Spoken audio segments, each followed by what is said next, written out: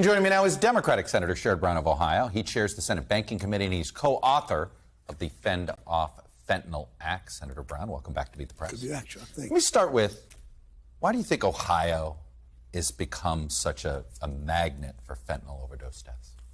I don't know that Ohio's a lot worse than other states in that. I think Ohio, partly because of, it won't sound, until I explain it won't sound quite accurate, but because we've been hit so hard by bad trade agreements from NAFTA through PNTR with China, where companies, when I went to Johnny Appleseed Junior High School, I went to school in Mansfield, Ohio with the sons and daughters of machinists at electrical workers at Westinghouse and machinists at Tappan and auto workers from GM and carpenters and electricians and insulators and laborers, and those jobs, 10 years after I graduated, those jobs started to go south because these companies were looking for cheap labor. Then it went overseas, NAFTA, PNTR with China, and those communities have struggled. And I think that addiction generally, whether it's alcohol, whether it's cocaine, whether it's fentanyl, tends to follow despair. And I think that's probably why. I mean, it doesn't mean fentanyl doesn't hit all segments of society, but it's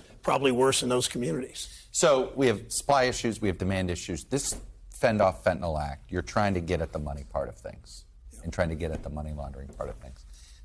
There's some Republicans, including your colleague in Ohio, that wants to see these cartels labeled terrorist organizations. Right now, they're sort of one step short of that, right, as sort of criminal syndicates. Where are you on this? Well, I'm agnostic on how we label them. I think the important thing is an all-of-the-above approach. When you look at from the supply chain to addiction to death, in too many cases from fentanyl, it means we need to scale up treatment programs. I've spent time at the Talbert House in Cincinnati, Bridget's Path in Dayton, all kinds of places where I'll sit around to. One man in Cincinnati put his hand on his on the arm of his maybe 32-year-old daughter and said, "Without this treatment facility, Talbot House, my daughter would be dead." I hear those stories far too often, so I don't care what we call it. Can we build these treatment facilities fast enough? Well, yeah, we can scale them up if there's interest, but it's a partnership, and we have a state legislature that's about to eliminate the sales tax, apparently the sales tax on guns, continuing to cut taxes for rich people. They don't fund public education and public treatment programs the way that we should. We have a federal government that's too sort of just uncertain about steps to take on these issues. A lot of local communities are stepping up. YWCAs are stepping up. All kinds of local programs, like I mentioned. But it's all the above. So it's treatment programs. It's giving police the tools they need to bust fentanyl sellers safely, because this top substance is so dangerous, to cutting off the actual source of it, the precursor chemicals coming out of China, and what's happening in Mexico. Well, we seen that syndicates. Let me ask you about AMLO and the person that runs Mexico. Do you think he can be a trusted partner here? It seems as if both the Trump and Biden administrations have sort of cut a deal with AMLO. You slow the flow of migrants, we'll look the other way on the other stuff.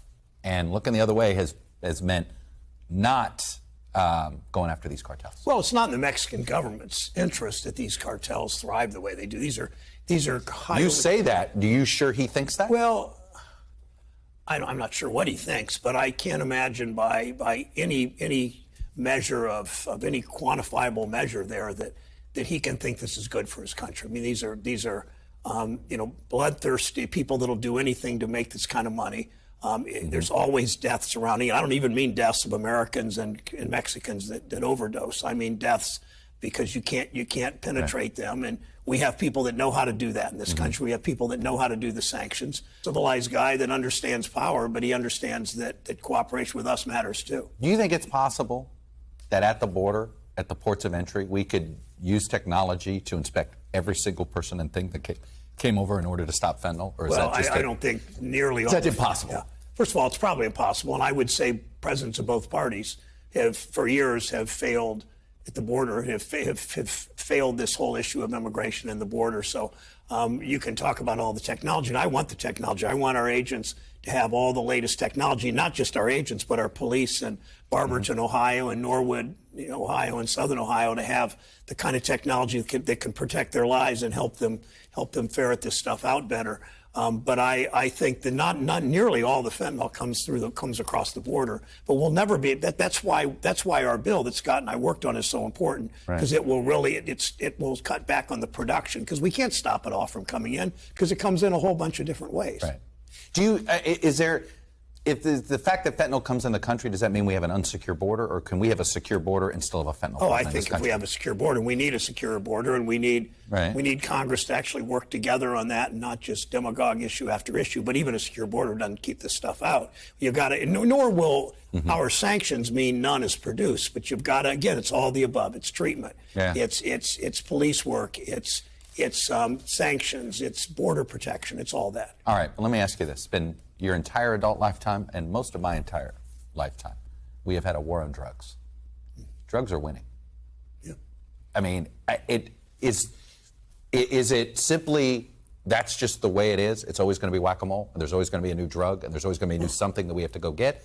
Or is this something that we can culturally change on the demand side? Well, I like to think we've learned something from other quote-unquote wars on drugs. First of all, we've learned that you can't just imprison everybody. You just can't arrest your way out of it. That's why we have this, all the above approach, that we're going after the source. We're giving police more. We're doing better on treatment. It's a human. I mean, we've never dealt with alcoholism in this country either. We've tried prohibition. We saw that didn't work. We've tried everything. Right. And many people, I mean, AA, I know lots of people who have who joined AA in their teens or 20s or 30s, and their lives have been really good, with temptations always around them. Some have committed suicide. Some have had all kinds of problems. So I don't think we ever give up, but it's a human condition people have of potential addiction. All right. Senator Sherrod Brown. Thanks, Chuck. Appreciate you coming in. This is like I said, this is one of those issues where I can tell there's not a lot of partisanship, because everybody admits they don't have the answers. Yeah, fair enough. Anyway, thank you. Thanks for watching our YouTube channel. Follow today's top stories and breaking news by downloading the NBC News app.